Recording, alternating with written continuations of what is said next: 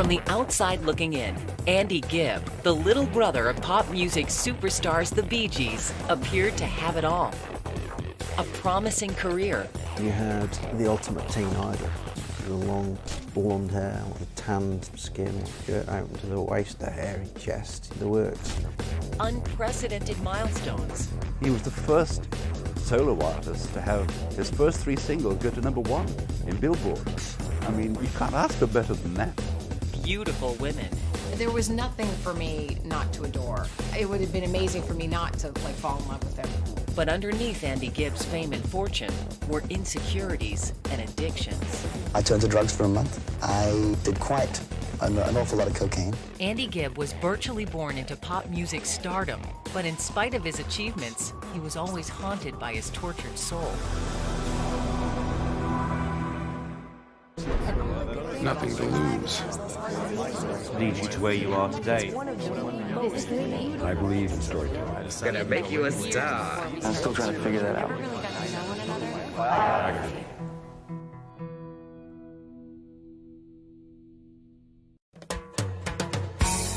1977. Big hair, mirror balls, the age of disco. Saturday Night Fever, the movie, was a huge phenomenon. Its soundtrack, written and produced by the Bee Gees, defined the music of the era. Saturday Night Fever sold 25 million copies worldwide, and it was 24 weeks #1 on the American chart.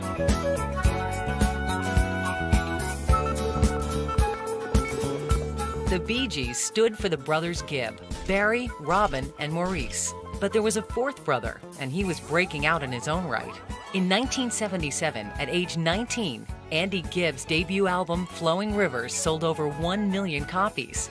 The lead single of the album, I Just Want to Be Your Everything, went on to be the most played song of 1977. Andy was suddenly a top pop heartthrob. Magazines gushed over him, and teen girls plastered his posters on their walls. But Andy had a tough time accepting his great fortunes. He questioned whether he was famous on his own merits or from riding the coattails of his brothers. I remember talking to Andy about what he saw when he looked himself in the mirror. I said to him, Andy, you have great looks. Women love you. Guys adore you. You've got all this talent. You have had such great success. I always felt that Andy just never saw anything in the mirror. He saw an empty vision. And no matter how many times you told him, he just would still see nothing. It was just something inside of him that didn't realize how fabulous and talented he really was.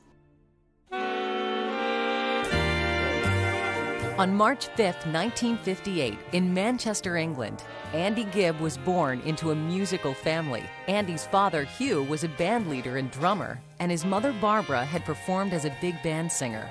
The Gibbs' oldest sons, Barry, and fraternal twins, Robin and Maurice, inherited their parents' love of music as well. While they were living at Capel Road, the kids were told to turn the radio down, but of course it wasn't the radio, like it was the kids themselves singing. And that was when sort of the parents spotted the talent.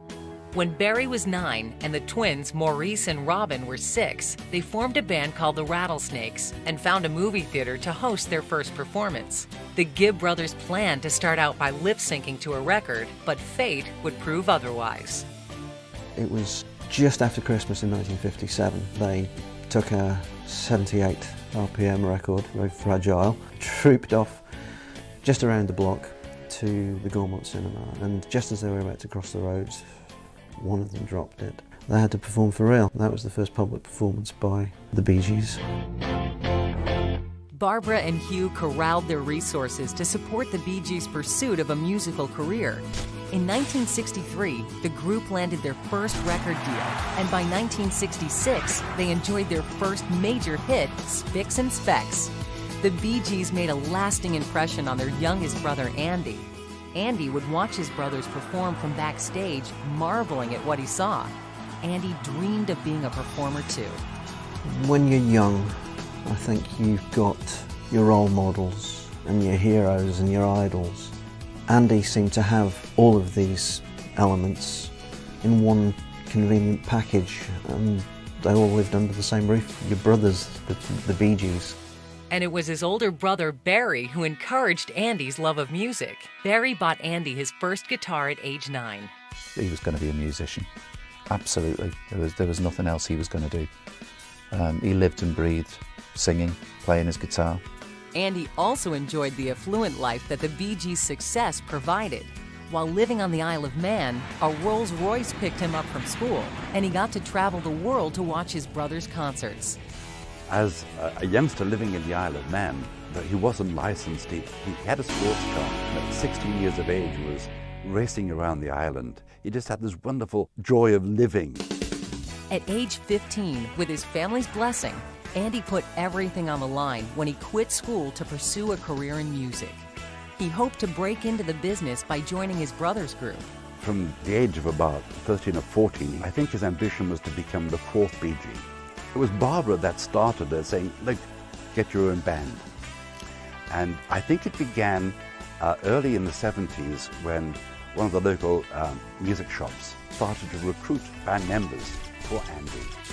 In February 1974, at age 16, Andy formed his own band called Melody Fair. The name was taken from a Bee Gees song. Melody Fair, that was the name Barbara, Andy's mother. It was a bit girly, but...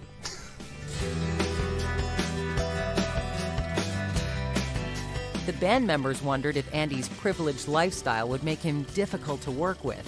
They were pleased to discover the opposite was true. He was a lot of fun. He was very energetic. Everything he did, he was 110% into it. And if you straggled behind, then you got left behind, you know, because he was that sort of person. It was easy to buy into what he was doing. Despite being just 16, Andy understood early on some of the industry pitfalls. Andy imposed strict rules upon the band. No drinking or drugs were tolerated before or after performances.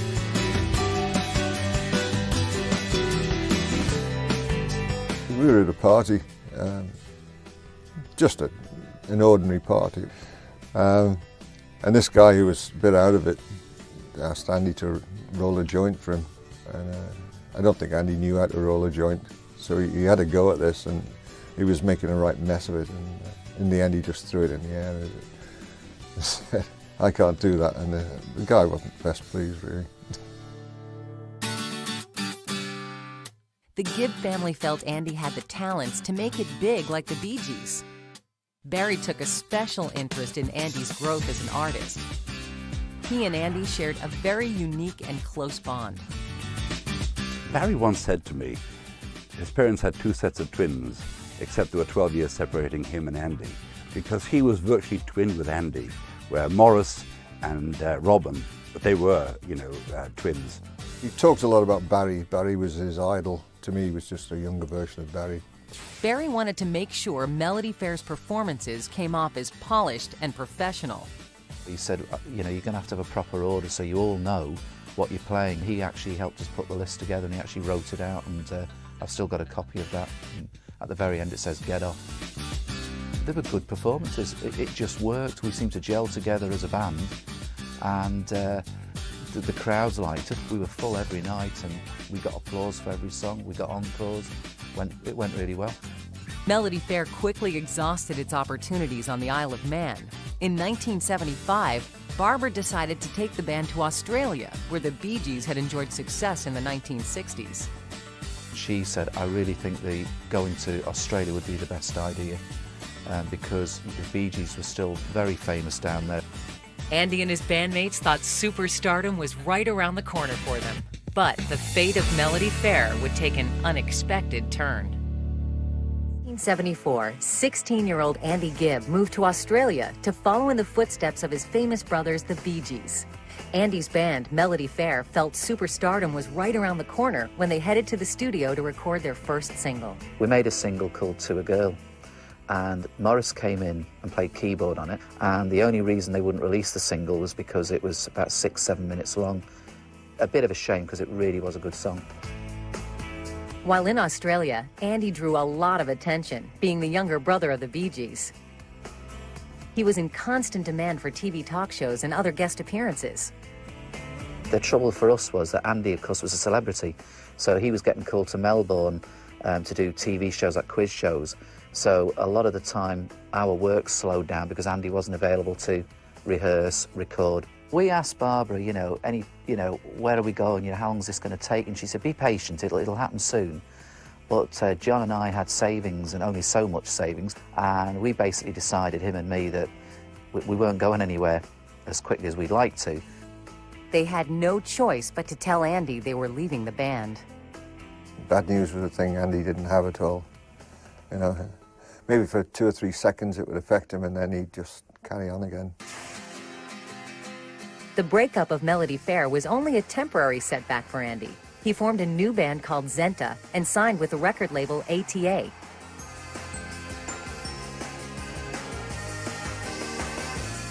His career was being watched from afar by one of music's most successful moguls, Robert Stigwood, the man behind the success of the Bee Gees. Andy needed to work his way in and not just go on the coattails of his brothers, which he didn't want either. So the best thing would be to form a band, go out on the road for 20 quid a night and learn the hard way. Andy wanted to prove that he was worthy of a contract with Stigwood. He displayed his talents by writing the song Words and Music, which became a hit on the Australian charts. With the release of his new single, life began to change rapidly for Andy. In the fall of 1975, he met Kim Reeder at a dog show. For Andy, it was love at first sight. It was a simple courtship. What sort of two teenagers do simple things that they enjoy doing.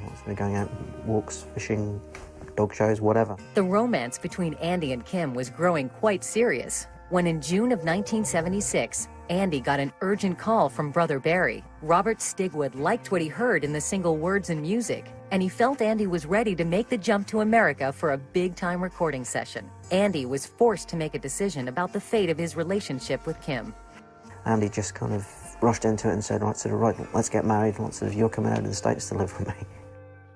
At age 18, and after dating her for less than a year, Andy Gibb asked for Kim's hand in marriage. Kim accepted, and just 2 weeks later, they wed on July 11, 1976. After the wedding, Andy dismantled his band Zenta, negotiated out of his deal with ATA, and moved to Miami, Florida, with Kim to record the new album. Andy had the luxury of teaming up with his brother Barry, who had written hit songs for the Bee Gees and other artists. Barry Gibb is absolutely one of the great songwriters of all time. He's up there with Lennon and McCartney. Barry enthusiastically produced Andy's recording session, penning Andy's first 2 singles. The album, Flowing Rivers, was released in 1977. In a flash, Andy achieved his dream of becoming a star. Flowing Rivers enjoyed great success. The album's first 2 singles, I Just Want to Be Your Everything and Love is Thicker Than Water, went to #1 on the charts. But he had a charisma on stage. Something shone out of Andy. When you saw the video footage of him on TV shows, he had a stage presence. It was just a natural thing. Andy was the type of person that he had a charm, no matter if it was one-on-one or in front of 20,000 people at a venue. And when he performed, he commanded that audience. He had them in the palm of his hand, Andy was also a standout talent when he collaborated with other artists. We were in Munich, Germany, and we met Freddie Mercury. We were in the studio one night, and Freddie Mercury couldn't hit a high note, and he told Andy, "Get out there. That's your family's forte, the high notes."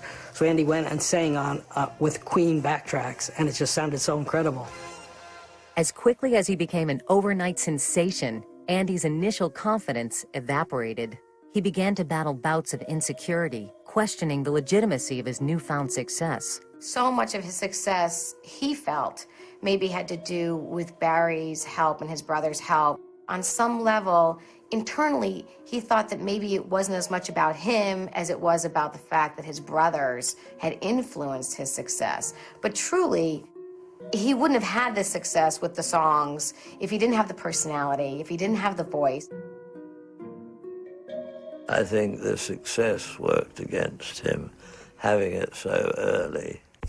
Andy was on his way towards pop music stardom, but his growing insecurities and addictive personality would lead him down a dangerous path.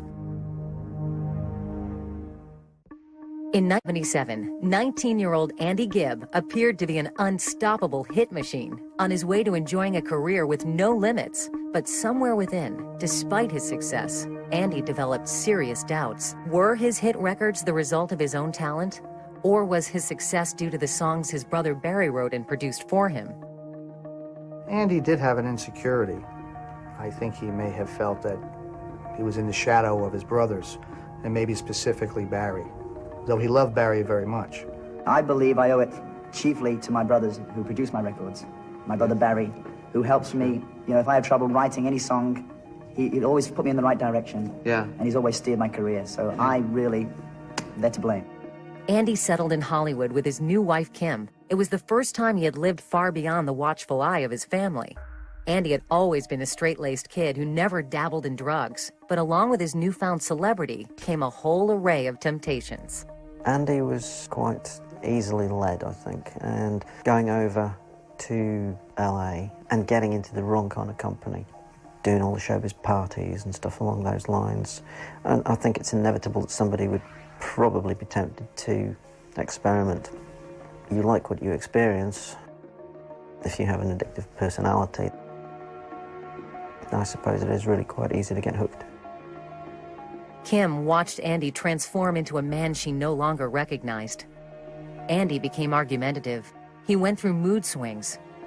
Kim soon discovered Andy had a cocaine problem and pleaded with him to change his ways. It's obviously difficult living with somebody that is experimenting with substances, and it's going to make things very, very difficult when you're living in a domestic environment with them. What was making the situation worse was that Andy was spending more and more time away from the marital home. In the spring of 1977, Kim discovered she was pregnant. She refused to raise a child with Andy while he was abusing drugs.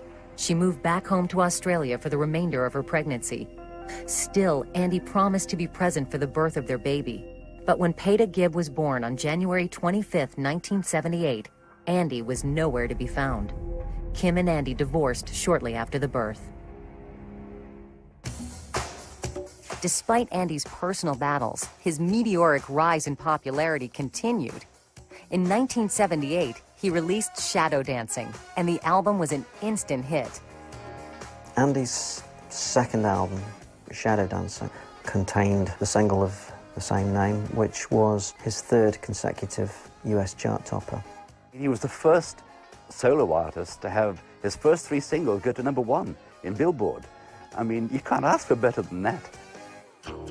Andy was just such a marketable commodity at that time. He had his own fan club. He had all sorts of merchandise produced. You could even go out and buy Andy Gibb bubble gum, which had some sort of fold-out poster or collector's cards, jigsaws. You had plastic guitars. You even had an Andy Gibb disco dancing doll. While Andy was approaching superstar status and selling millions of records, he did his best to hide his drug problems. He kept his habit a secret from his family and friends, but in 1979, during the recording of his third album, After Dark, Andy's drug use began to catch up with him. Between the Shadow Dancing album in '78 and After Dark in 1980, there seemed to be this void, which was 1979. There was obviously something going on there. I think there was obviously some abuse going on there. Andy habitually missed recording sessions. His voice was weakened as a result of cocaine abuse. As one of the producers of Andy's albums, Albie Galutin, said, there are certain studio tricks that you can use to tidy up somebody's performance.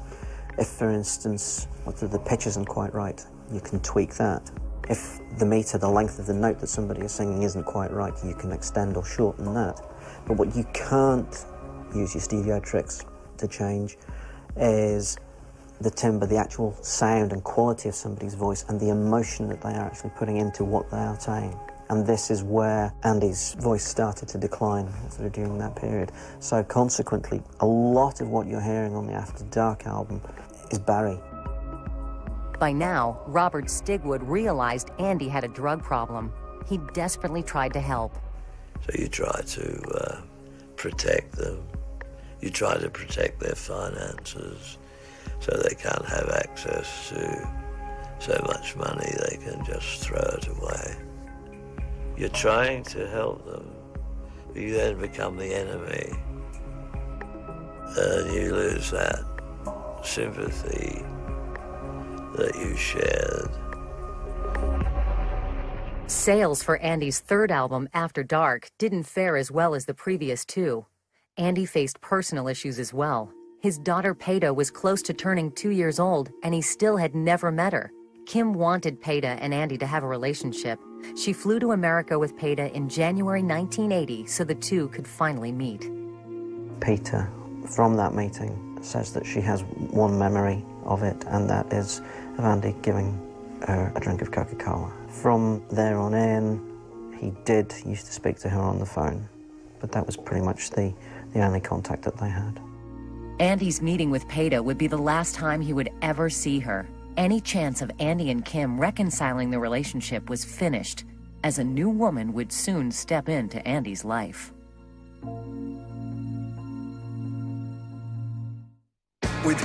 After his divorce from Kim Reeder in 1978, Andy Gibb was considered one of the hottest eligible heartthrobs in Hollywood.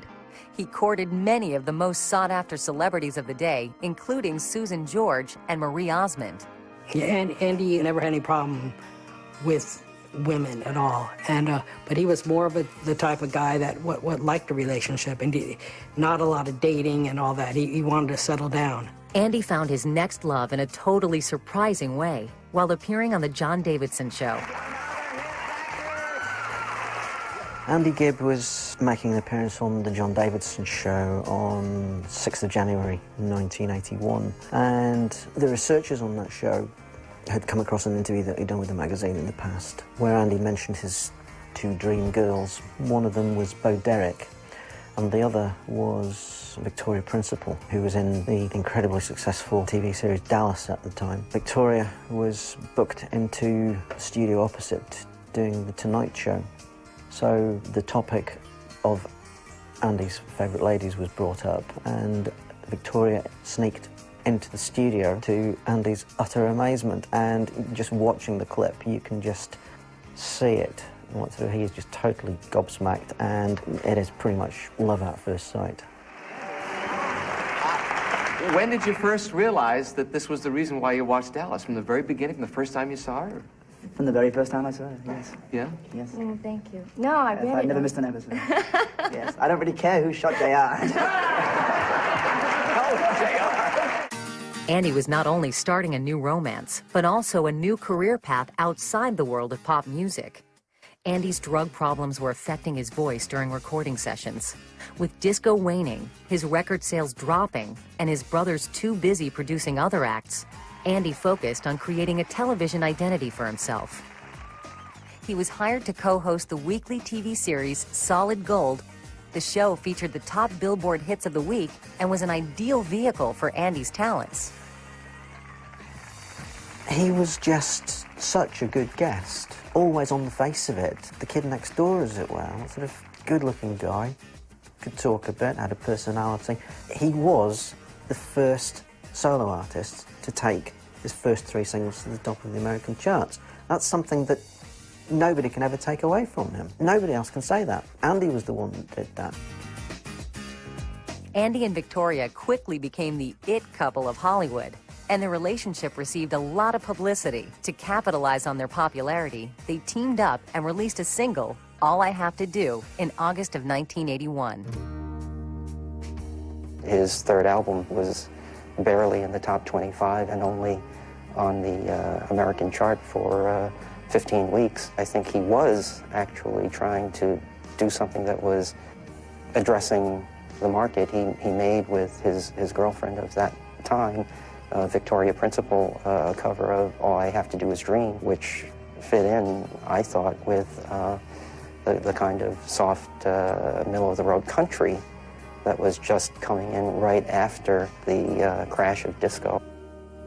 Andy's future in show business brightened further when he drew interest from theater producers mounting an LA production of the hit Broadway musical Pirates of Penzance, co-starring Pam Dauber. When Andy's recording career went into decline, he was obviously looking for working in other areas, and he started getting jobs on stage in musicals. One of the first ones that he did was Gilbert and Sullivan's opera, The Pirates of Penzance. He wasn't really cut out for that. Ultimately, he really needed to have a trained tenor voice to do that, and okay, maybe he could have adapted and lasted the full course, but it didn't work out for him and he started missing performances there. He felt very insecure about it. Even though he was getting rave reviews, he seemed to lack the confidence in himself. As Andy juggled the pressures of starring on stage, being in a hit TV show, and maintaining a high-profile romance, he continued to abuse drugs. Like Andy Gibb's first wife, Kim Reeder, Victoria Principal finally gave Andy an ultimatum: choose her or choose drugs. Andy may have wanted to be with Victoria, but eventually the drugs won out. The couple broke up in March 1982. What hurt me was that she didn't seem to go through any pain at all. And I felt a bit strange being the man feeling the pain and the weakness. And it really was hell for me. It really was. I had a nervous breakdown. You've had a long-standing battle with drugs. You're doing okay now, but tell us a little bit about that. You know, it was, a few people in the business knew about it for quite a few years, and I tried to keep it secret. I was with cocaine. And it got to the point where, I mean, my family, of course, for many years have been very, very concerned, because it got to the point of danger. The breakup of Andy and Victoria became fodder for the tabloids and talk shows. Their relationship was so public and so scrutinized and so talked about. And when they were dating, it was fine, but when the split happened, it was really painful for him to have to go through that in the media. Andy went on The Tonight Show with Joan Rivers, hoping to talk about his career, but was forced to discuss Victoria instead. How did you know when you were breaking up? Well, we just started to argue an awful lot at the end. It's awful. I don't want to talk about all this. Come on. But then you went into, and I don't discuss it anymore either. I was pretty bad for quite a while. I was very, very depressed, and I missed her for quite a while, of course. Yeah, because you're in love. That's right, and obviously at the end it wasn't mutual. Things were spiraling downhill for Andy. In March 1982, his contract with RSO was not renewed based on poor record sales. He was also let go from Pirates of Penzance and Solid Gold because of his recurring absences. Andy's career and personal life hit rock bottom. Andy spoke publicly about his setbacks with the hopes of reviving his career and reputation. We split up several times before the final split up, and it was inevitable. It had to happen. And I suppose I thought so much of the girl, and I still do. I just fell apart. I just don't quite know the main ingredient that made me fall so completely apart. But I want to tell the story now. I turned to drugs for a month. I did quite an awful lot of cocaine, which I no longer do. And I think it's very important for my fans who have been with me since I started in the business at 18 to know exactly what has happened to me, to know that they should not do this to themselves. I think that's very vital. Still, Andy's Solid Gold appearances caught the eye of agent Jeff Widges, who felt Andy still had star appeal. I got to know Andy very well, and I adored him. He was very charismatic, very talented. And when I set my mind that I wanted to represent him, that's all I focused on, was how could I represent Andy Gibb, because he was that charismatic. Andy and his team wanted to utilize his singing talents and his ability to charm live audiences, so they created a Vegas-style show. They took the show on tour, and Andy found new life performing on stage again. He played Atlantic City hotels. He played Las Vegas. He played at the Bally's Hotel. He also played internationally. So what we did is we developed a solo act of his and had him tour. Audiences loved Andy, but that didn't keep his insecurities at bay. If a performance didn't flow without a hitch, Andy was dissatisfied. I would stand behind the wings and I'd look out at the audience and see how they were reacting, because after the show we would discuss the reactions of the audience. But as soon as this particular show was over, Andy came back and said, I gave a terrible performance. I said, why? I watched everybody. He said, did you see that young girl in the second row? She was practically falling asleep. I said, Andy, there may have been 1,000 people in the audience. Why did you focus on this one person? He was, in some ways, a perfectionist. He wanted the entire audience to react. Andy continued to diversify his career by making guest appearances on TV shows. It was during the filming of an episode for Gimme a Break, starring Nell Carter, that Andy would meet a new interest. Well, when I first found out that Andy was going to come and guest star on our show, the entire week before he came to be on the set, Nell started teasing me about, oh, you guys are going to date and you're going to, be an item. And I'm like, yeah, whatever. And I really didn't think that much about it. When he first came to work, it was fascinating because he came, and he was very, very sweet. And in a show like we did, you do a reading around the table. And then we all went out to lunch. We used to all go out to lunch together. And it really was an immediate attraction between the two of us. I mean, there was just something there. There was a chemistry there. And all through this lunch, because we sat next to each other, just something clicked. And so really pretty much from the first day, there was this little, sparkle between the two of us. We didn't go out on a date during that week because he was there every day. But it was just that I had no scenes with him in the show. But we spent a lot of time talking, and it was obvious because the producers, everybody in the set was teasing me. The executive producer, while we were in a read-through, he would send something to me, like a note, and then it opened up and there was a kangaroo on it with him around the table. So just trying to, give me a hard time. The first actual date that we had, he picked me up and he took me to his mom and dad's house, and we just hung out with his family, his mother and father, and just hung out there watching a movie. And we jumped, into this recliner. They had this big recliner in the family room, and snuggled watching a movie, and had just the nicest time. Andy was hesitant to have another relationship play out in the public's eye. He kept his courtship of Kari very private. He liked the celebrity, but he also liked being a regular guy. But sometimes he had a little bit of trouble being a regular guy because he had that celebrity at a very young age. There's a reason why there's not a lot of publicity photos of the two of us, is we didn't do the Hollywood parties during that time.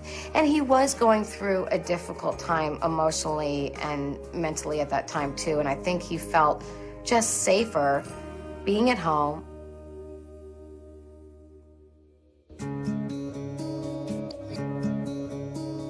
Dating Andy, though, was not without its challenges. He would go weeks without calling.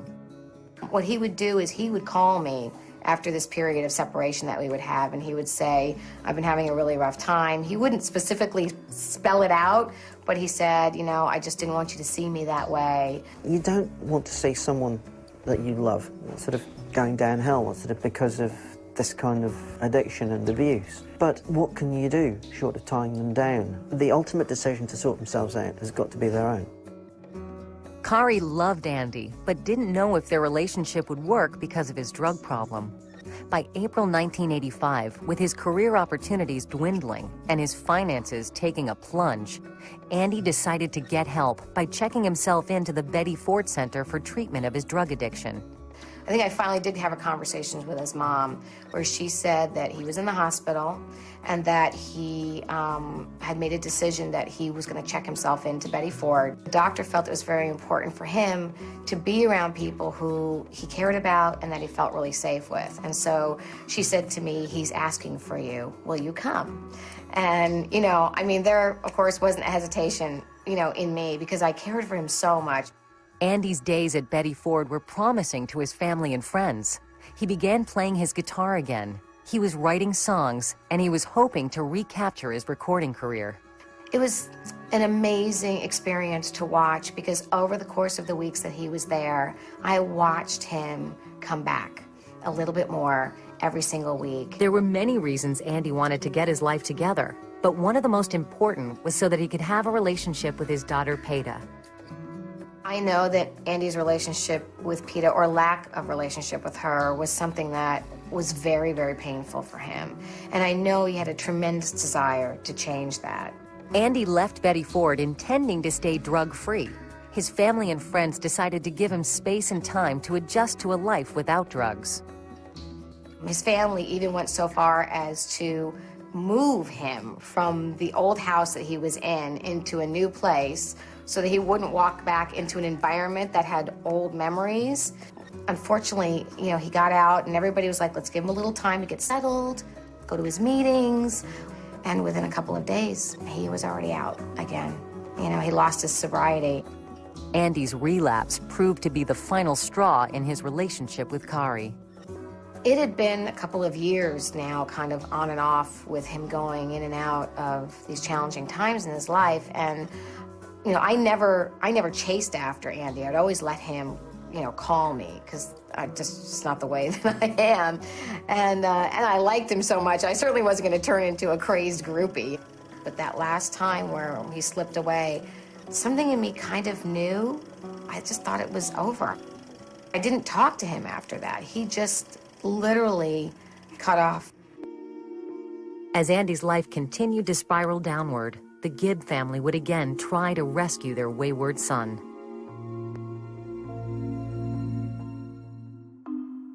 By the late 1980s, Andy Gibb's world was in complete turmoil. In 1985, he earned just over $24,000. And in 1986, his income dropped all the way down to just under $8,000. 1987, Andy was declared bankrupt with debts of over $1 million and assets of about $50,000. That wasn't good for him, but he was clean at that time. So much so that he actually took flying lessons and actually got his flying license, which he was very, very pleased about.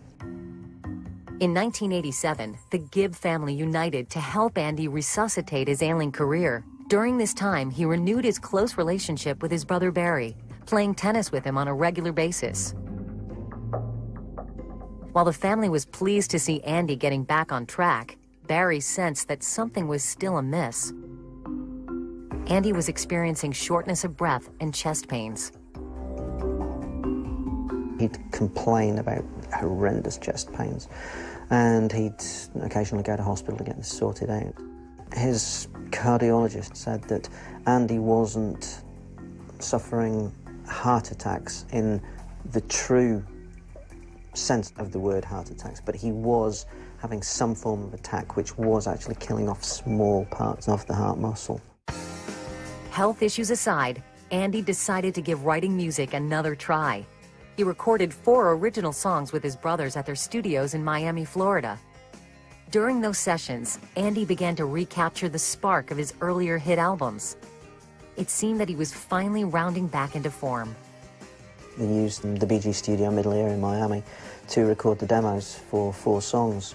On the strength of these, Island Records signed him, and he came over to Britain in January of 1988. He stayed in the little chancery next to Robin's main residence in Oxfordshire. Something went wrong, and he just suddenly became extremely reclusive. He seemed to be drinking, from evidence that we've heard. Robin took care of him, but he was clean. He hadn't been doing drugs for quite a while, but unfortunately, he hadn't been able to kick the booze, and that had weakened his heart. On March 7th, just 2 days after his 30th birthday, he checked into the John Radcliffe Hospital in England with brutal chest pains. He would never leave the hospital, dying from heart complications on March 10th, 1988. I unfortunately found out the same way everybody else did, because it was in the media, but ironically, it was the gentleman I was dating at the time called me on the phone, and he goes, "Guess what? Andy Gibb died." I mean, I was shocked, as you can imagine. The media began to broadcast false reports that Andy had died from a drug overdose. In fact, he actually died from myocarditis, an inflammation of the heart. I think a lot of the family were angry that Andy's death was being portrayed as drug abuse, and it wasn't. Andy was buried at Forest Lawn Cemetery in Hollywood Hills, California. It was just all these people that just loved him so much. I just remember like the look on Olivia Newton-John's face, who just adored him. And it's just one of those moments where you think, this isn't right. This is not the way it's supposed to be, because he had so much more life to live, especially for his daughter, especially for her. Kim, Peter's mother, never made any great claims for money when the divorce went through, but what she has always insisted on is that Peter and her education always be catered for, and to their credit, Barry, Robin and Maurice did ensure that that was taken care of. They also made sure that royalties from the sales of Andy's records were increased slightly, and that she benefits in that way as well. Although those royalties aren't as great as they were.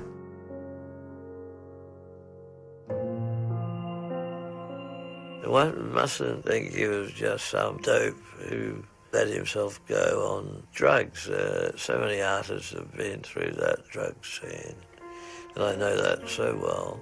It was his weak heart was the key, that he couldn't afford the stress of the lifestyle that he had adopted. The sad thing is that he died from a heart ailment, because Andy really had the biggest heart. Even though it's been quite a while since Andy has passed away, he's still in many, many people's hearts. As you can see, if you do searches on the internet and things like that, he touched so many people when he was here.